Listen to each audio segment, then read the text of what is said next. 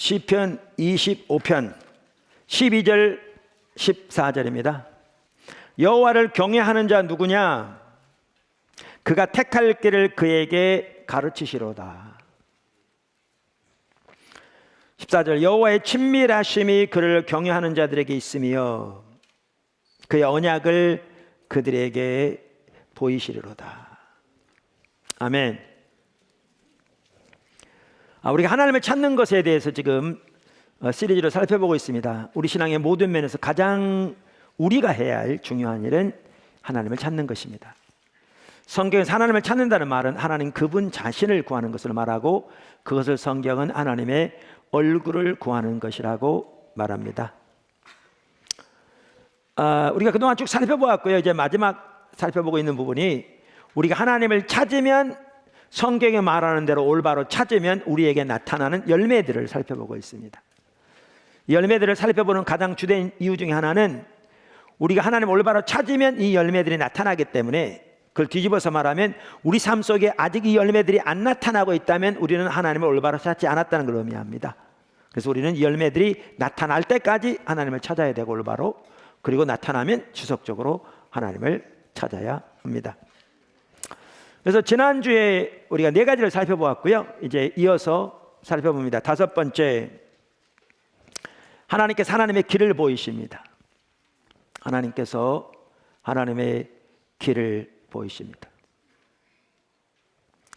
그러니까 하나님을 찾는 것 중에 한 부분이 뭐냐 하면, 하나님의 길을 알기를 구하는 것입니다. 하나님의 길은 하나님의 뜻, 하나님의 목적 등을 의미합니다.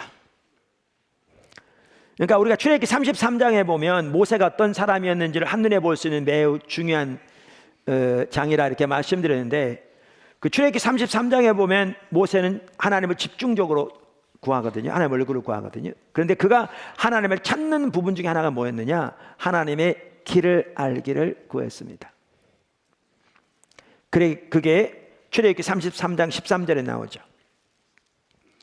내가 참으로 주의 목전에 은총을 입어 싸우면 원하건대 주의 길을 내게 보이사 내게 주를 알리시고 나로 주의 목전에 은총을 입게 하시며 이 족속을 주의 백성으로 여기소서. 그러니까 우리가 그저 살펴보았습니다마는, 여기에 보면 모세는 하나님의 길을 알기를 구합니다. 하나님의 뜻과 목적을 알기를 구합니다. 하나님의 백성을 향한 하나님의 경륜을 알기를 구합니다. 이렇게 모세가 하나님의 길을 구했기 때문에 모세에게는 하나님께서 하나님의 길을 보이셨습니다. 그게 우리가 잘 아는 시편 103편 7절에 나옵니다. 그러니까 하나님의 행위를, 여기 행위란 말은 번역이 좀 애매모호합니다. 원래 원어에는 길이란 말입니다. 그래서 여러분 영어 성경들을 보시면 다 그렇게 번역하고 있습니다. 하나님께서 하나님의 길을 모세에게, 그의 행사를 이스라엘 자손에게 알리셨도다. 오늘 시편 25편도 마찬가지입니다. 우리가 지난주에도 이 구절을 보았는데요, 시편 25편에 보면 다윗은 하나님의 얼굴을 집중적으로 구했습니다. 물론 여러 시편에 보면 그걸 알 수 있죠. 시편 25편에서도 마찬가지였습니다. 1절 여호와여 나의 영혼이 주를 우러러보나이다. 우리가 성경에서 볼 수 있는 바와 같이 하나님을 우러러본다, 이 말은 하나님을 찾는다는 말과 같은 뜻입니다. 그래서 시편 25편에서도 다윗은 하나님을 간절히 찾았습니다. 그런데 그가 하나님을 간절히 찾았는데, 하나님을 간절히 찾는 부분 중에 하나가 뭐였느냐? 그게 4절에 나옵니다. 여호와여 주의 도, 이 길도자입니다. 주의 도를 내게 보이시고 주의 길을 내게 가르치소서. 주의 진리로 나를 지도하시고 교훈하소서. 주는 내 구원의 하나님이시니 내가 종일 주를 기다립니다. 여기에 하나님 앞에서 기다린다, 이것도 역시 하나님을 찾는다는 말과 같은 뜻입니다. 이 구절에 보면 다윗은 하루 종일 주님 앞에서 주님을 찾으며 기다리고 있는데, 하나님의 얼굴을 구하는 부분 중에 하나가 뭐였느냐? 지금 4절과 5절에서 볼 수 있는 것처럼 하나님의 길을 그에게 가르쳐 달라고 하나님께 기도하고 있는 것을 볼 수가 있습니다.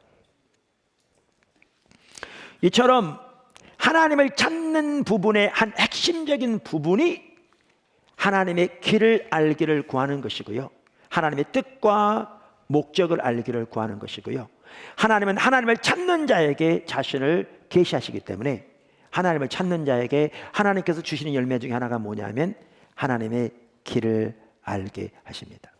이게 매우 중요합니다. 여섯 번째, 하나님의 비전을 보이십니다. 하나님의 길에는 하나님의 뜻, 하나님을 향한 하나님의 백성을 향한 하나님의 경륜, 그 시대를 향한 하나님의 목적 등도 포함됩니다. 그렇기 때문에 당연히 거기에는 그 시대를 향한 하나님의 비전도 포함됩니다. 하나님은 하나님을 찾는 자에게 하나님의 길을 보이시기 때문에 하나님은 하나님을 찾는 자에게 하나님의 비전을 보이십니다. 사실 우리가 하나님을 따라가는 데 있어서, 아니 우리 신앙 전체에 있어서, 아니 우리 삶 전체에 있어서 우리에게 매우 중요한 한 가지는 하나님의 비전입니다. 우리가 하나님의 비전을 알지 못하면 존 맥스웰 목사가 말한 것처럼 방랑자가 됩니다. 방랑자가. 이건 개인뿐만 아니라 교회에도 그렇습니다. 저는 방랑자를 이렇게 표현합니다. 태평양에서 부지런히 노를 저어갑니다. 풍랑을 만나면 사력을 다해 싸웁니다. 온갖 기기를 동원해서 암초등에 걸리지 않기 위해서 힘을 다합니다. 그런데 어디로 가는지 모릅니다.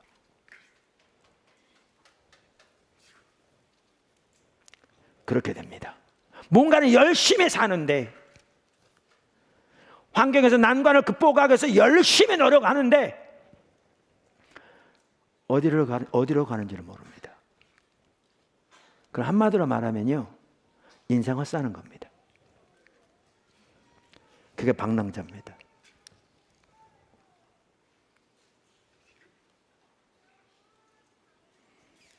성경에 나오는 하나님의 사람들은 하나님의 비전을 따라 살았습니다. 노아를 생각해 보시라고요. 그 시대에 하나님의 뜻은, 하나님의 계획은 인류가 너무 타락하여 인류를 물로 멸하고 노아 가족으로부터 새로운 인류를 시작하시려고 계획을 가지고 계셨습니다. 그래서 노아에게 그 일을 위해서 방주를 지으라고 하셨죠. 근데 노아가 그런 하나님의 계획과 비전을 전혀 알지 못하고 열심히 하나님을 위해서 삽니다. 양을 잘 키워서 해년마다 가장 좋은 양을 잡아서 하나님께 절기를 지키며, 그 당시에는 뭘 절기까지 계시지 않았지만 많은 제사를 드립니다. 집집마다 다니면서 전도합니다. 하나님을 믿으라고 열심히 삽니다. 자녀들 교육 잘 시킵니다. 영어를 가르치고 불어를 가르칩니다. 어려서부터 성경 암송을 시킵니다. 열심히 가르칩니다. 근데 그렇게 살았더라면 노아의 삶은 어떻게 될까요? 이게 방랑자입니다. 포도나무 교회, 이렇게 교회 비전이 회복과 부흥입니다. 근데 이게 제 머릿속에 나온 게 아닙니다. 여러분 요즘 보십시오. 기독교 단체나 기독교의 좀 이렇게 리더들이나 만나보십시오. 요즘 찬양들도 그렇고 제일 많이 말하는 것 중에 하나가 뭔지 아세요? 회복과 부흥이라는 얘기입니다. 왜냐하면 실제로 이 시대에 가장 필요한 부분 중에 하나가 회복과 부흥입니다. 그래서 어느 대학교에서 발행되는 그 잡지만 하더라도 제목이 회복과 부흥입니다. 웬만한 사람 다 만나보십시오. 회복과 부흥을 얘기합니다. 근데 포도나무 교회 그 비전이 회복과 부흥이라는 것이 이 추세를 따라서 우리가 보기엔 그게 이 시대에 매우 중요하니까 그렇게 해서 세운 것이 아닙니다. 그때도 나눴지만요, 예를 들면 여기 회복에 들어가게 된 게 어떻게 해서 들어가게 된 줄 아십니까? 이렇게 들어갔습니다. 그러니까 저 개인적으로 하나님을 집중적으로 찾았더니 그때는 그게 비전인지도 몰랐습니다. 근데 하나님께서 일련의 특별한 사건들을 통해 이거를 나중에 보니까 헨리 블랙가비 목사님은 영적 랜드마크라고 부르고 있더라고요. 하나님의 뜻과 목적을 보이시는 특별한 사건들, 아브라함의 삶에서 그렇게 하신 것처럼, 바울의 삶에서 그렇게 하신 것처럼, 그런데 그러한 특별한 사건들을 통해서 하나님의 뜻을 알리셨는데, 나중에 보니까 그게 소위 비전이었더라고요. 제가 지난번 시리 때 나눴기 때문에 그러는데, 우리가 더 새롭게 하기 위해서 다시 나누면, 이렇게 하나님의 얼굴을 구하는 사람으로 집중적으로 돌이켜 주님을 구하기 시작하는데, 교회가 실험에 들어서 그런 계기가 되었는데, 그게 해결되지 않고요, 그 해 말에, 그러니까 1991년 말에, 연말에 그렇지 않아도 작았던 교회가 반이 교회를 떠났어요. 여러분, 일반 성도들이라도 조금은 이해할 텐데, 목회자들이면 그 마음을 이해하죠.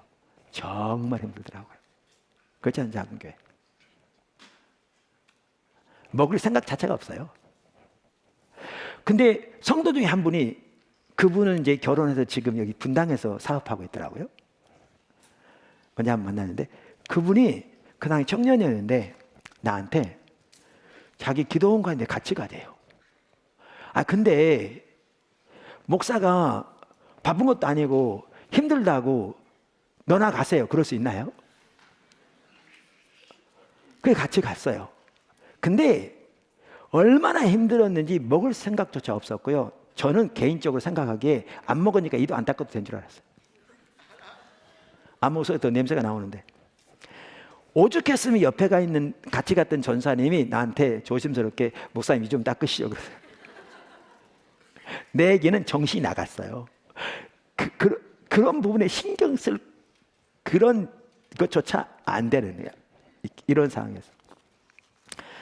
근데 그 기도원에 갔는데요, 그 목사님이 설교를 잘하고 못하고를 떠나서, 제가 1991년 12월 31일 저녁 설교, 1992년 1월 1일 오전 설교를 들었는데, 딱 2번 설교를 들었는데, 그분은 예수님 만약에 그분에게 오셔서, 야 누구누구 목사야, 내가 네 교회 어떻게 되게 해주랴, 이제 편의상 그렇게 부른다면 교회를, 그러면 그분은 네 주님 요렇게 해요. 요게 딱 있더라고요. 그게 보여요. 근데 뭐가 문제냐면, 이게 딱 내 눈에 보이는데, 그게 보이니까 내 모습이 보이더라고요. 나는 그게 없는 거 있죠. 그전까지요, 숫자로 된 계획 많이 썼습니다. 우리 목회자들 정말 많이 하거든요. 몇 년도 계획 해가지고. 그거 말고 주님이 오셔서 그렇게 물으면 요렇게 되게 해주세요라고 딱 이거 없더라고요. 그러니까 오늘은 창세기 설교하고 다음 주는 요한복음 설교하고 다 복음적으로 설교할지 모르지만 교회가 어디로 가는지 모르는 거죠. 아니, 교회가 그런 상황이라서, 그렇지 않아도 어려워가지고 먹을 생각도 없이 정신이 반은 나가서 가 있는데, 내 속에 그게 없다고 보여지니까 얼마나 더 어렵겠어요. 그래가지고요, 그게 딱 보여지니까 기도가 나오더라고요. 기도했다기보다는 기도가 나왔다고 했더 정확할지 몰라요. 입으로 나왔는지 속으로 했는지 기억이 안 나요. 무슨 기도가 나오냐면, 하나님, 그럼 저는 교회를 어떻게 인도할까요? 저는요, 하나님이 제 기도에 응답하시리라고는 상상조차 안 했어요. 꿈에도 생각하지 않았어요. 이게 보이니까 너무나 힘들어서 입에서 푸념하는 식으로 나온 거예요. 그렇게. 근데 그 말이 내 입에서 떨어지자마자 마치 기다렸다는 듯이 하나님의 성령을 통해 내 마음속에 또렷하게, 이 들리는 소리가 아니라 가슴 들리는 소리로 뭐라고 감동하시냐면, 너는 내 신부를 준비시키라 그러시더라고요. 저는 그게 싫었어요. 왜냐하면 그 당시 신부를 준비시킨다는 이해는, 개척교회 하면서 지하실에서 성도 몇 명 안 되더라도 잘 보살펴서 예수님 오실 때 잘 들림받게 하는 게 그런 거라고 생각했기 때문에요, 저는 그게 싫었어요. 근데 제가 나중에 성경을 읽으면서 발견하게 된 게 그거였어요. 예수님이 신부를 데리러 오신 거 아시죠? 그 신부가 교회인 거 아세요? 근데 요한복음 19장에 보면 신부가 예비하였으니, 신랑 예수 오시기 전에 신부가 예비될 걸 말하고 있거든요. 신부를 준비시킨 게 뭔지 아세요?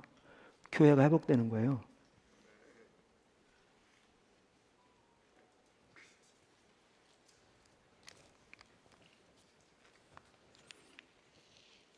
한 번은 또 이런 일이 있었어요.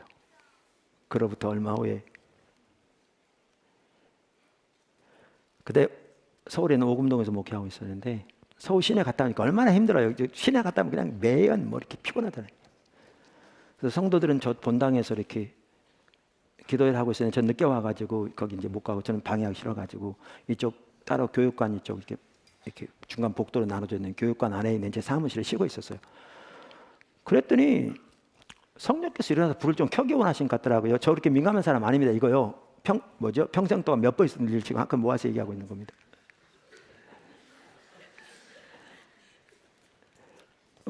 그래서 불을 켰는데 일어나서 본당에 가서 좀 기도하기 그런 마음이시더라고요.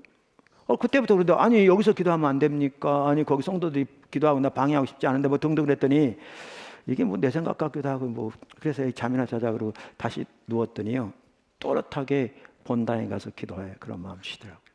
그래서 입이 이만큼 나왔습니다. 이제 본당에 가서 저 뒤에 앉았어요. 본당에 가서 기도하라는 마음이셨지 뭘 위해 기도하라고는 안 하셨기 때문에 그냥 앉아 있는데 성도들 앞에서 기도하고 있어서 몇 명은 안 되지만 조금 있으니까 술을 이만큼 먹은 사람이 들어온 거예요. 내가 속으로 이 사람 들어서 행패 부릴까 봐 본당에 가르쳤나 이런 생각이 들었는데 이분이 내 맞은편에 딱 앉더니 기도하는 거예요 이렇게. 근데 그분이 기도할 때 갑자기 전혀 예상치 않았는데 에스겔서 37장이 생각나더라고요. 아시죠? 마른 뼈. 뼈가 말라서 흩어져 있는 거기 에스겔 골짜기로 하나님이 에스겔을 데려가서 그에게 묻잖아요. 인자야 이 뼈들이 살겠느냐. 엎드렸는데 인자야 이 뼈들이 살겠느냐 이 말이 딱 생각나면서 구절이 딱 생각난 거예요. 그래서 한참 그분이 기도하고 있길래 있다가 그런 질문을 하게 됐어요. 어떻게 하다 하나님 이 뼈들 그 뼈들이 누구예요? 그랬더니 그 옆에 기도하는 사람 같은 사람을 의미하는 것 같았어요. 근데 그 뼈들이 에스겔이 가서 하나님이 그렇게 에스겔에게 물으니까 에스겔이 다른 사람이 물었으면 이건 말 같은 얘기를 해야죠. 그럴 텐데 하나님이 물으니까 그렇게는 다 못하잖아요. 그래서 주께서 하시나이다. 그랬더니 대어나오라고 그랬더니 뼈들이 탁탁 움직여가지고 이제 살이 붙고 이렇게 되잖아요. 생명은 없는. 근데 생기가 들어가라고 말하라고 해서 그렇게 명령했더니 살아나서 큰 군대가 되잖아요. 그게 에스겔 30장이거든요. 그게 바벨론 포로로 잡혀가 있는 이스라엘 백성 회복시킬 걸 말하는 예언이에요. 가장 먼저는.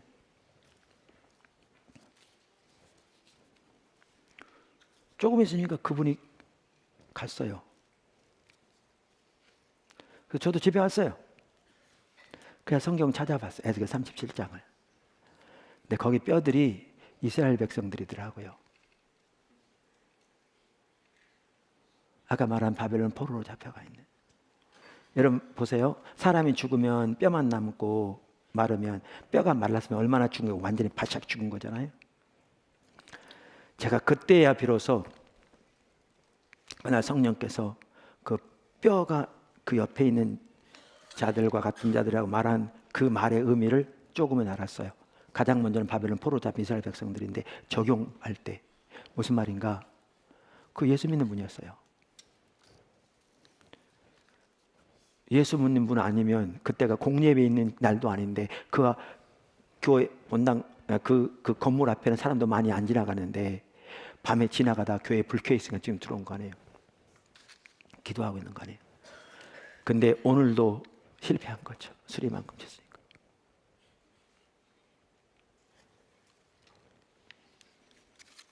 하나님의 백성이 바싹 말라 있는 거죠. 승리하는 사람을 살지 못하고.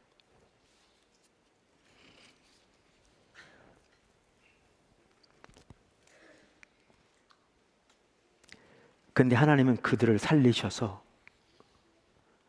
하나님의 군대로 이렇게 세우기 원하시는 거죠. 제가 왜 이 얘기를 반복적으로 하신 줄 아십니까? 이런 과정을 통해서 하나님이 저를 부르신 게 무슨 뜻인 줄 알았어요.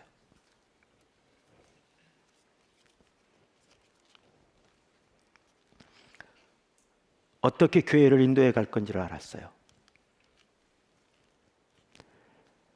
이렇게 회복되어지려면 철저하게 교회가 오직 십자가의 복음에 세워져야 돼요.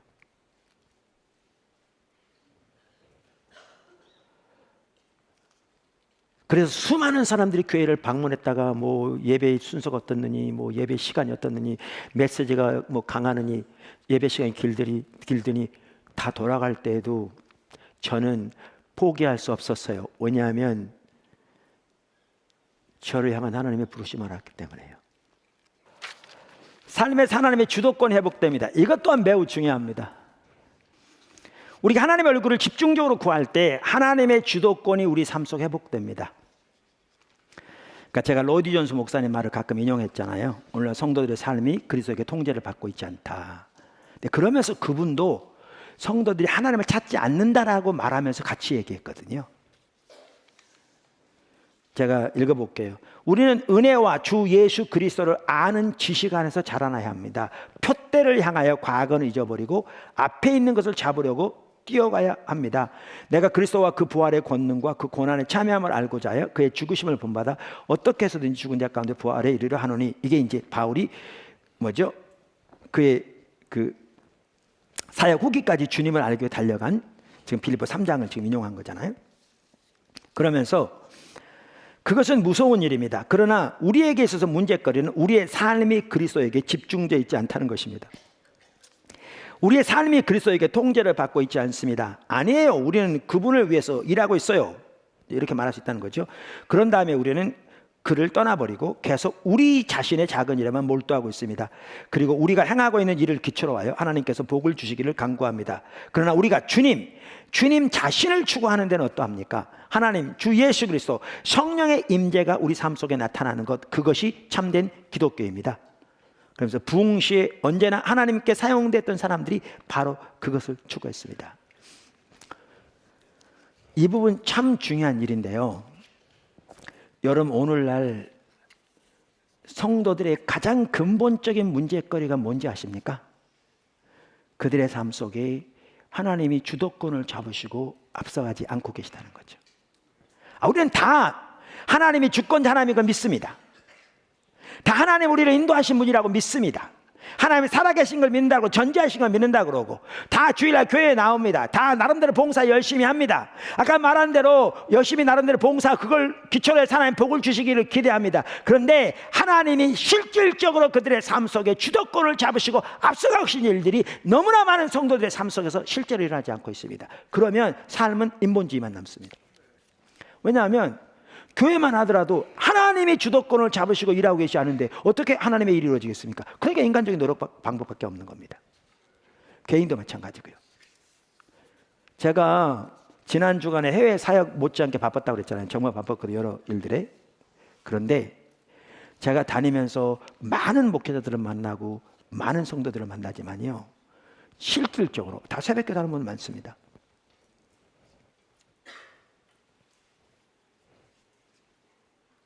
하나님에 따라 정통적인 교리를 다 가지고 있다니까요. 어떤 분은 신학적으로 뛰어납니다. 그런데 하나님이 실질적으로 그들의 삶 속에 주도권을 잡으시면서 그들의 삶을 인도하고 계신 사람들이 많지 않습니다. 이게 가장 근본적인 문제입니다. 여러분 삶은 어떻습니까? 이게 실질적으로 이루어지지 않으면 아까도 말한 대로 하나님의 열매는 있을 수 없습니다. 왜냐하면 하나님이 일할 것이지 않는데, 그러니까 자기 노력밖에 없는 거죠. 자기 생각을 따라 자기 방법대로 자기 노력으로 하면 하나님이 그걸 통해서 복 주시죠. 사역만 하더라도 그렇게 하면 하나님이 다른 사람을 통해서 도움을 주고, 그래서 하나님 일할 거고, 그게 안 되면 원망하고 불평하고 이렇게 되는 거죠.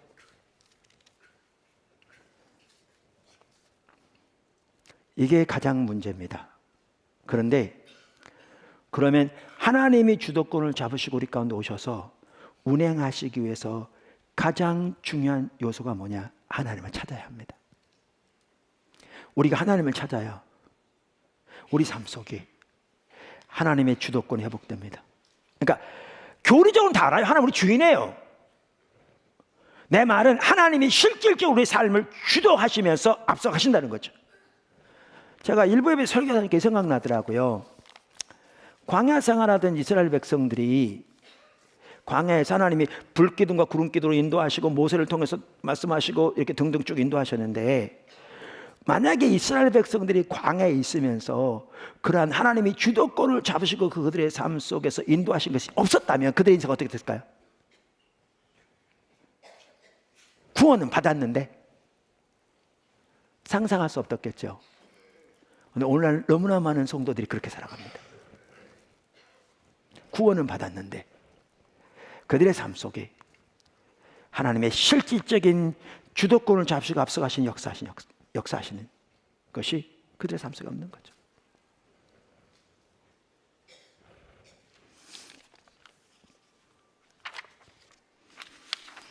하나님 얼굴을 구할 때 하나님 우리의 삶 속에 주도권을 잡으시고 앞서가십니다.